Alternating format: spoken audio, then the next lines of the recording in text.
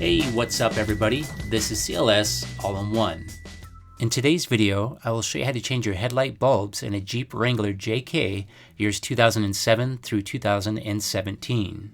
I recently decided to upgrade my lights to something a little bit brighter because the stock headlights on this are some of the dimmest lights I've ever dealt with. So the lights that I'll be using today are the Sylvania Silverstar Ultras, which are about 25% brighter than the stock lights.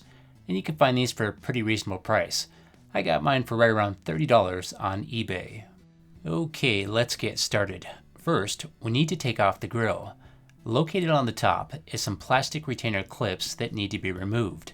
For this, you can use a small flat blade screwdriver, or you can use a small pick with a hook, as shown here. So what we need to do is pull up on the center head of the clip about 1/2 of an inch. Then you can begin prying up the entire clip from the outside edges until it's removed from the hole. So this is basically just a plastic rivet, and how this works is when you push the head down, it expands some flanges at the bottom to lock it in place. Now I need to do the same thing for the rest of the remaining clips, and there should be 6 in total.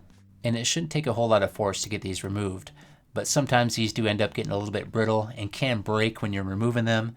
But that's not too big a deal because you can always go to your local automotive parts store and find some plastic clips like this to replace them. So all of these clips should be easy to find and located on the top side of the grill. We should have 4 in the middle area kind of by the radiator and 1 on each outside edge. And once all the clips are removed, you can grab the grill and begin pulling it straight out. At this point it's just held in place with some metal spring clips, so it might take a little bit of force to pop it loose. Now it's time to unplug the blinker lights. Located on the wire harness is a red clip lock that needs to be pried up first. And once that's done, you can press the black tab on the wire harness connection to unplug it. Then you just repeat the same process for the opposite side. And if you want to change the blinker lights as well, you can just twist these sockets for the bulbs to pop these loose and access the lights.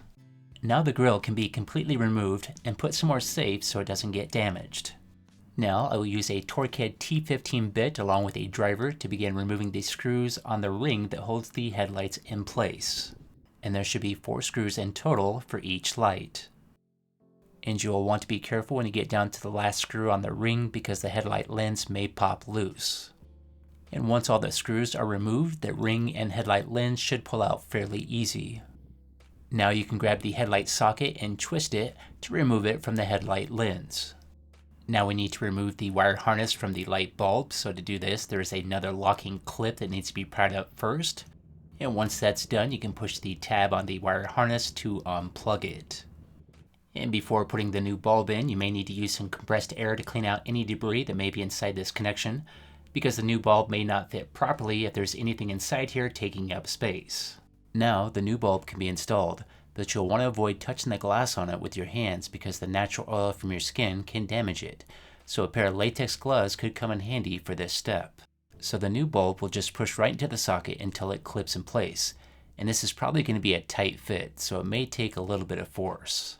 Now the red locking clip can be pushed down into the locked position, and on mine it did take a little bit of extra prying to get that pushed down. Now I will grab the headlight lens and make sure it goes back in the same way it came out, with this rubber knob here lined up with the bottom center of the light housing.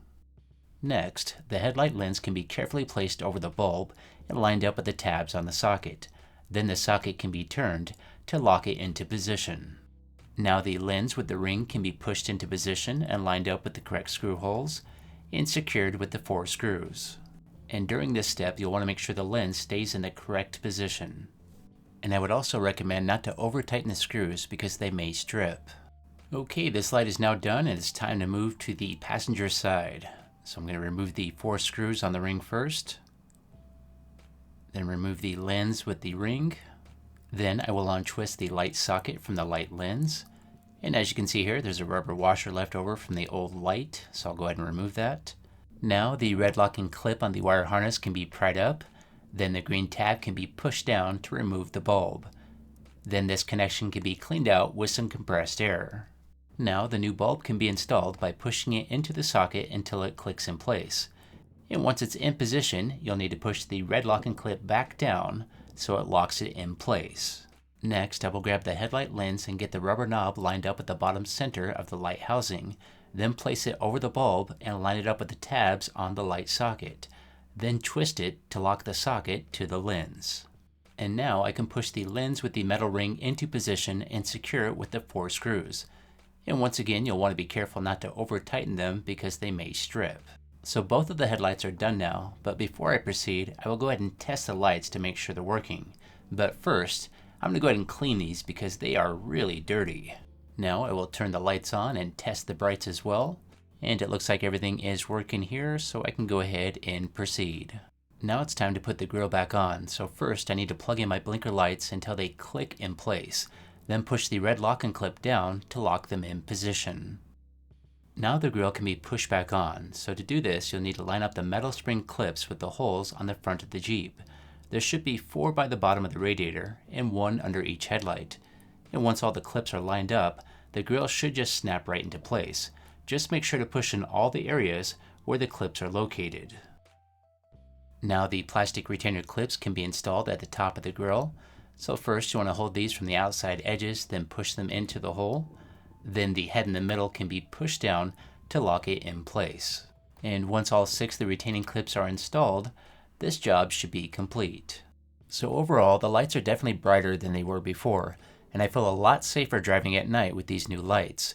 But I would say that they're still not as bright as a lot of the other newer cars on the road these days that have the modern LED lights. And now I will show you a couple of examples of before and after. So here's what the stock headlights look like before. And here is after. Now let's take a look at a couple of side-by-side comparisons. And as you can see here, there is a noticeable difference with how far the light shines and how much more it spreads in all directions. Now I am sure there is brighter lights out there available that you can get, including really expensive LED lights. But for $30, I think these lights will do just fine. Okay, it's now time for me to go. If you liked this video, if you could hit that like button, and please subscribe. And have yourself a great day, and I'll see you next time.